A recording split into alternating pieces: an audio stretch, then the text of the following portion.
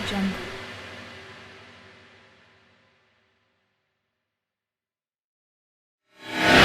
السلام علیکم پیارے دوستو، زلفی نالج لینڈ میں خوش آمدید۔ سلطان صلاح الدین ایوبی رحمۃ اللہ علیہ پھر جب اسد الدین شیر کو اور یوسف صلاح الدین خلوت سلطانی سے جانے لگے تو نور الدین محمود زنگی رحمۃ اللہ علیہ نے ان دونوں کو روک کر مزید ہدایت دیتے ہوئے کہا، جب تم ضرورت مندوں میں صدقات تقسیم کرنے لگو تو ان سے یہ درخواست بھی کرنا کہ وہ اپنے سلطان کے لیے دعا کریں۔ اسد الدین شیر کو اور یوسف صلاح الدین نے سلطان کے اس حکم کو بڑی حیرت سے سنا اور خلوت گاہ سے نکل کر چلے گئے۔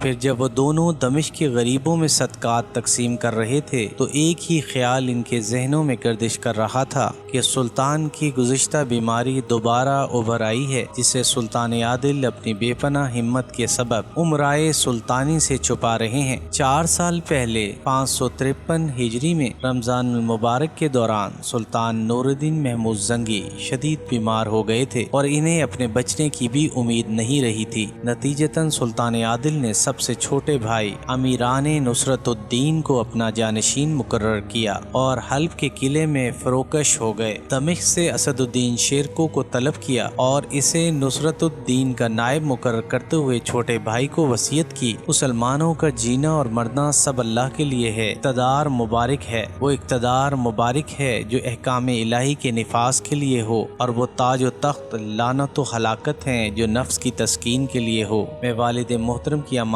تمہارے سپرد کرتا ہوں، اللہ تمہیں اس امانت کا بوجھ اٹھانے کی توفیق عطا فرمائے۔ میری دعا ہے کہ قیامت کے دن تم اللہ تعالیٰ کے سامنے ایک امین کی حیثیت سے پیش ہو۔ امیران نصرت الدین بڑے بھائی کی وصیت سن کر رونے لگا۔ پھر سلطان عادل نے نصرت الدین کو آخری ہدایت دیتے ہوئے کہا، تم اسد الدین شیرکو کو اپنا دایاں اور یوسف کو اپنا بایاں بازو سمجھنا، یہ دونوں میرے معتمدان خاص ہیں، میں انہیں بارہا آزما چکا ہوں، ان کی ذہانت اور جنگی صلاحیتوں پر اعتبار کرنا، اللہ تمہیں ہر آزمائش میں ثابت قدم رکھے۔ یہ کہتے کہتے سلطان نور الدین محمود زنگی بے ہوش ہو گئے۔ امیران نصرت الدین کچھ دن تک بڑے بھائی کی نصیحت پر کاربند رہا، پھر اس کے نفس نے سرکشی اختیار کی اور وہ پوری سلطنت شام پر قبضہ کر کے اپنی خود مختاری کے منصوبے بنانے لگا۔ سلطان نور الدین زنگی کا چھوٹا بھائی نصرت الدین ایک دنیا دار نوجوان تھا۔ چند سازشی عمرہ نے خود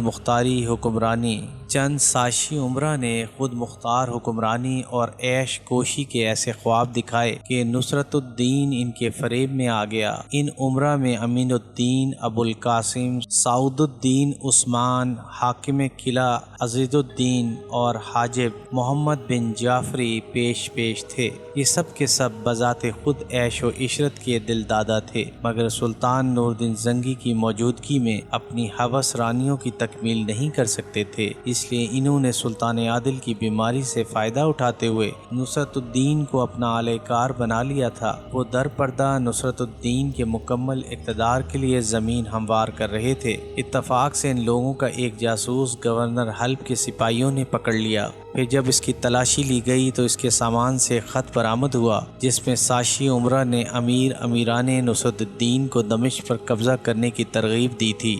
گورنر حلب نے ایک لمحہ ضائع کیے بغیر وہ خط سلطان نور الدین زنگی کی خدمت میں بھیج دیا۔ سلطان عادل نے فوراً ہی تمام سازشی عمرہ کی گرفتاری کا حکم جاری کر دیا۔ امیر سعد الدین تو روپوش ہو گیا، مگر امین الدین، عزیز الدین اور محمد بن جعفری کو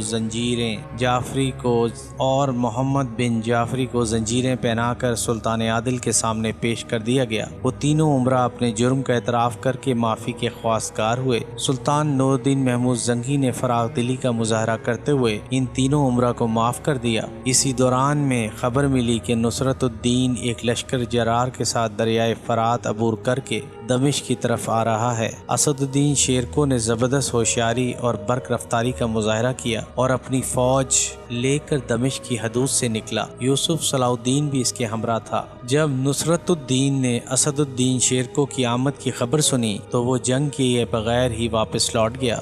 پھر جب اسد الدین شیرکو اور یوسف صلاح الدین نصرت الدین کے قضیے سے فارغ ہو کر حلب واپس آئے تو سلطان نور الدین محمود زنگی نے ان دونوں کو بیش بہا خلتوں اور انعامات سے نوازا۔